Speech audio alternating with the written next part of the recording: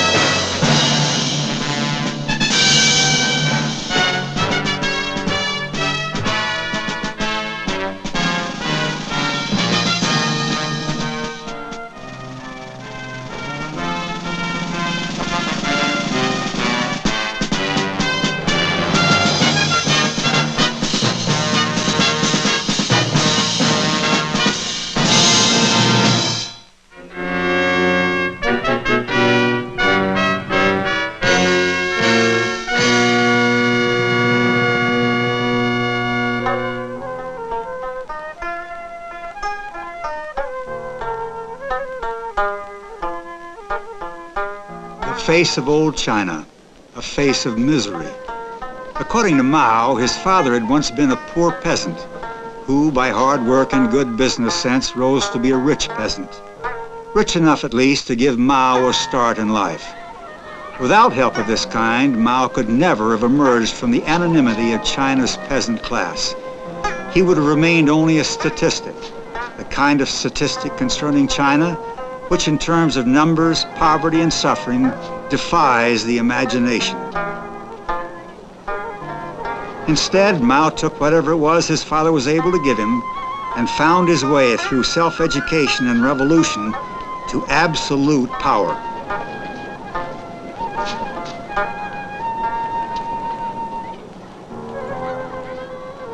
Harrison E. Salisbury of the New York Times has spent many years studying the Chinese phenomenon.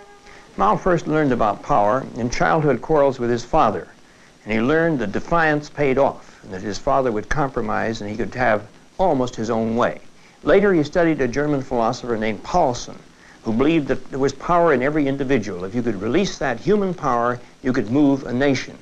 Finally, Mao summed up his whole philosophy in a famous phrase, saying, "Power flows from the barrel of a gun," and he lived by that prescription.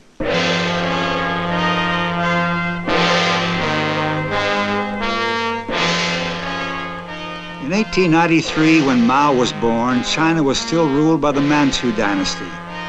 China's exotic appearance and ancient civilization made her an object of wonder to outsiders, but no one could see how her terrible problems could be solved or her vast territory effectively governed.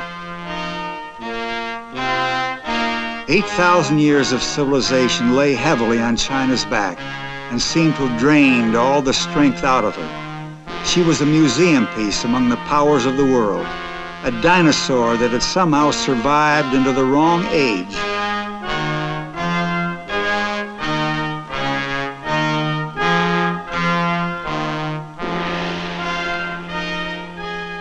Mao was born into a China which was in chaos.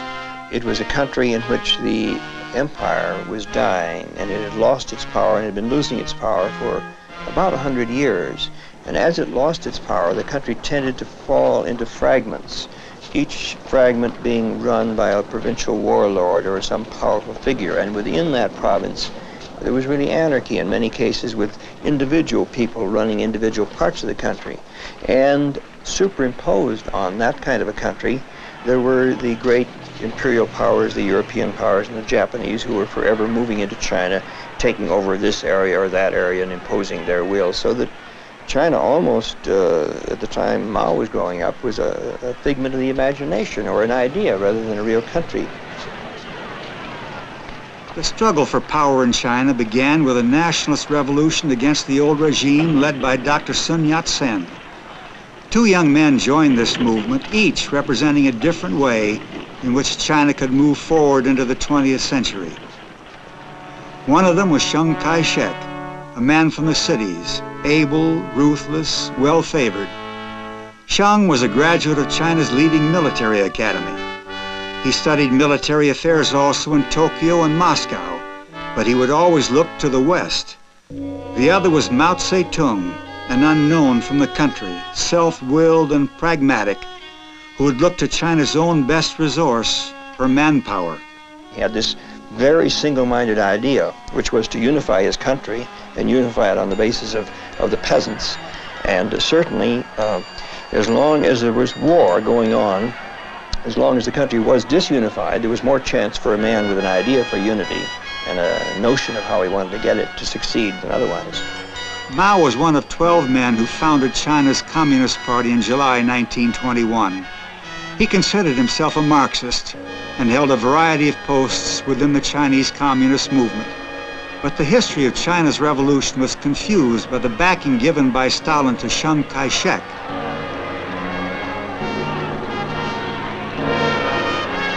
In the 1920s, under orders from Moscow, the Communists collaborated with the Nationalists in the struggle to turn China into a modern state. Both drew their support mostly from the cities. Mao concerned himself more with the peasants, starting with those of his own province of Hunan. When Chiang Kai-shek turned on the Communists in the cities and killed them by the thousands, Mao was in the countryside, forming the nucleus of a peasant army which would eventually carry him to supreme power. I think the key factor in all of Mao's life, really, was his constant tendency to leave the center of action. When Chiang Kai-shek turned on the communists, Mao was not in Shanghai or Canton or any of the places where the action was. He was already back in Hunan.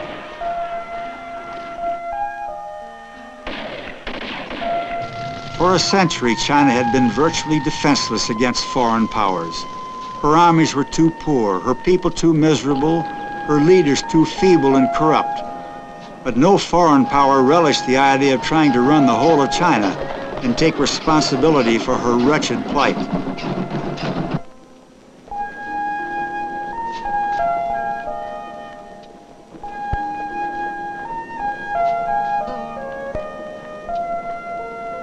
The world powers sought prize pickings only from China's misfortunes. The most rapacious of them was Japan. Since the end of the 19th century, Japan had been extending control over outlying portions of the old Chinese empire. As China drifted further into chaos, the Japanese army became increasingly aggressive on the mainland of China.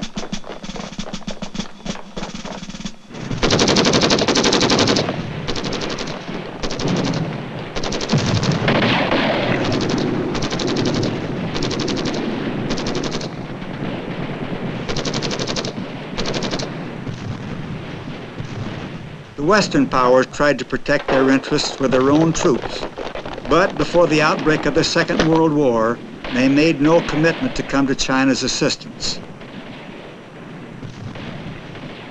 As the danger of war loomed in Europe, China was left wide open to the depredations of the Japanese.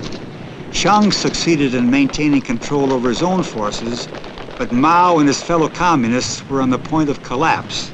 Well, during the time when these dramatic events were going on, Mao was deep in the countryside in Jiangxi province, having beaten off a number of efforts by Chiang Kai-shek to liquidate this very large and growing area of communist settlement. And he had practically no contact with any kind of international events. His principal fight in those years was for his own authority. By following his own line and not the one dictated by Stalin, Mao was virtually cut off from communist headquarters. Chiang retained Russian support and chose to deal with Mao's peasant stronghold before meeting the outside aggressor.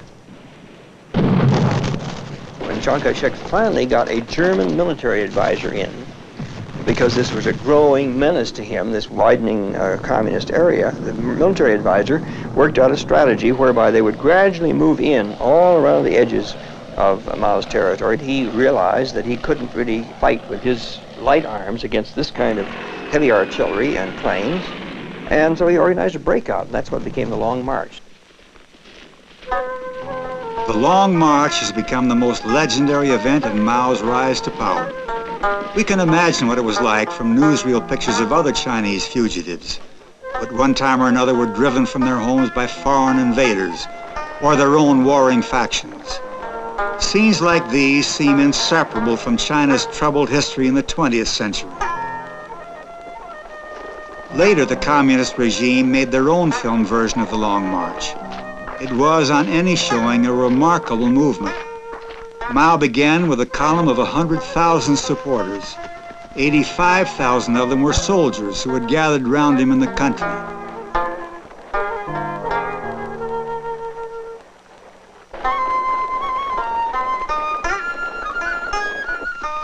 Hardly a third of those who started made it to the end. They covered 6,000 miles in all, and they took a year to do it. Their final destination was Yunnan in northwest China, which Mao made his headquarters, while the storms of the Second World War swirled round China.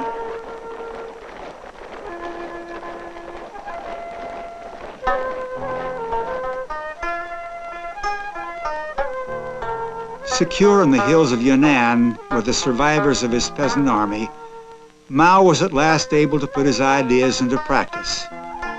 Yunnan remained Mao's home for the next 10 years. He was doing what he knew how to do, and what he did very well. He was organizing and developing the peasants, and he went on from that to create a growing peasant movement which was communist in name, but really was much more agrarian, and I don't think the peasants really knew what a communist was, but they knew that Mao was on their side.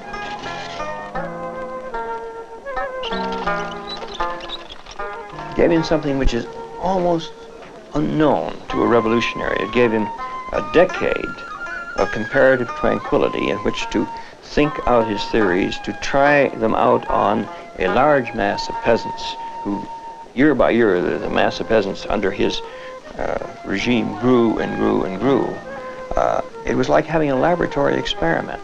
There was no real threat from outside. There was fighting, of course, with the Japanese over on the perimeter. There were skirmishes with the nationalists on another perimeter, but no genuine threat. I don't know any revolutionary who had a chance to try his revolution out before he actually made it. Yunnan became a showplace for the Maoist-style revolution. Ancient Chinese methods of voting by beans were adapted to suit Mao's totalitarian needs. Mao's soldiers continued their training for the ultimate trial of strength with Sheng. Instead of pillaging and humiliating the peasants, as all other armies had done, Mao's troops became model instructors, helping with education, medical attention, and inevitably political indoctrination.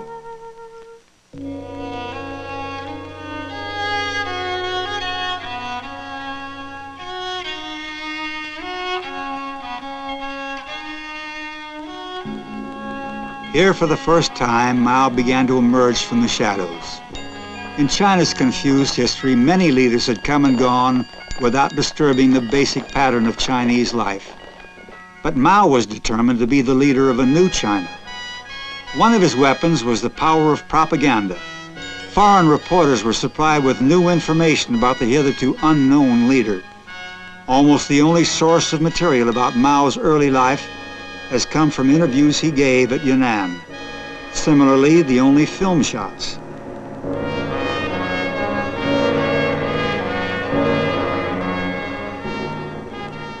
Mao had learned that one of the secrets of power is the ability to create one's own image.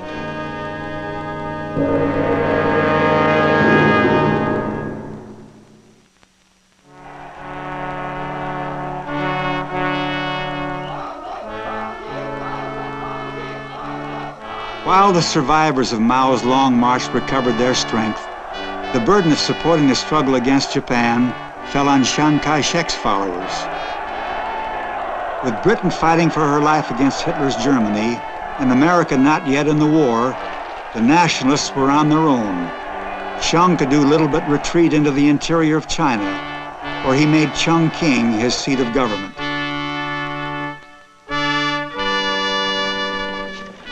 A British ambassador installed himself at Chongqing and carried on in traditional style.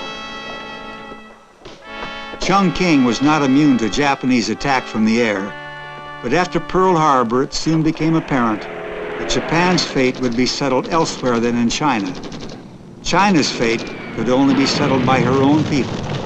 Their sufferings before the war had been terrible enough.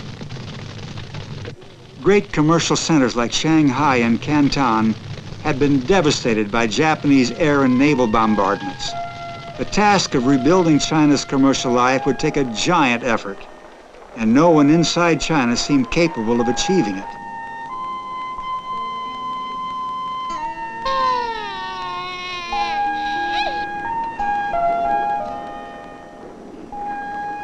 Chiang Kai-shek had no great popular appeal.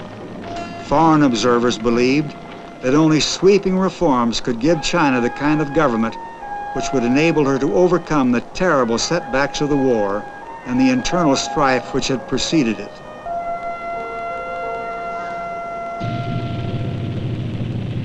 America's entry into the war, however, gave Chongqing new importance. President Roosevelt sent his representatives to deal with Shang as though he were the head of a great power. Allied generals maintained contact with Chongqing from India and Burma.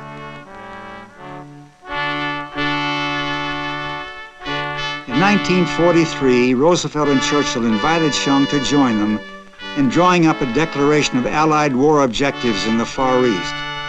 Probably no one was more surprised than Shang himself at the dignity that was being conferred upon him.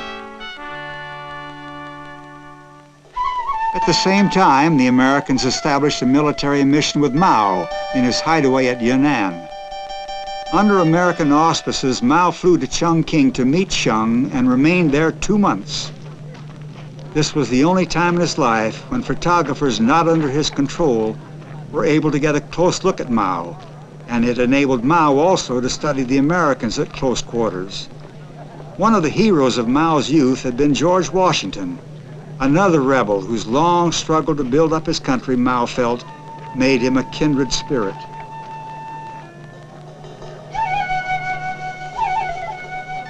The meeting between Shang and Mao was a strange interlude in the struggle for power.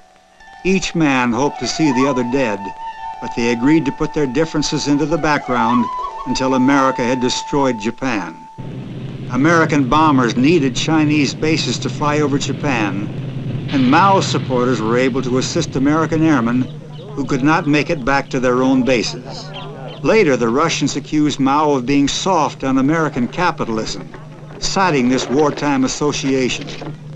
But in view of Stalin's marked preference for Chiang Kai-shek, Mao had good reason to look for American aid to help rebuild China's shattered economy.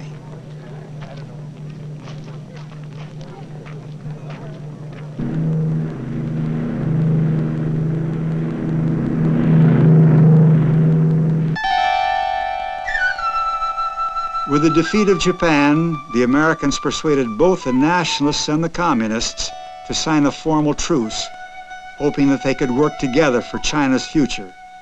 But it was not long before they were at each other's throats again. Well, both sides had used the truce to get position for the Civil War, which actually was going on before the truce formally dissolved. The communists had gathered ammunition and supplies in the north, which had been captured by the Soviet from the Japanese. The nationalists had flown troops into Manchuria, using American airlifts to get their forces into position. They thought they'd trapped Mao in Yan'an, but he swiftly moved out of Yan'an and began to show superior strategy. With the aid of the mass population, he began to defeat the nationalists in one pitched battle after another, and soon was moving south and captured Peking. Panic overtook the nationalists and their supporters. In the cities of the south, Chiang's troops rounded up men suspected of being communists and executed them in the street. Gruesome scenes which had their counterpart in areas overrun by Mao's men, though Western newsreels were not invited to witness them.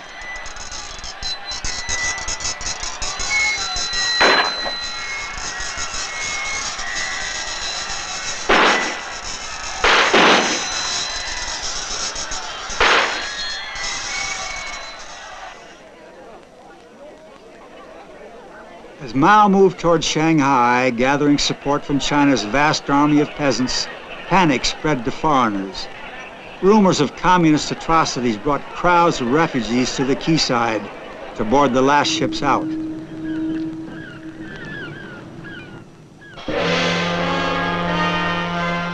Out of that long struggle across a huge country, Mao had emerged the victor. He was still largely unknown to the outside world, and even within China, he was something of an enigma. Was he the real holder of power, or just a figurehead? Would his victory be followed by massive bloodletting, as many feared, or would China soon fall to pieces again? What would he do with his power now that he had won it?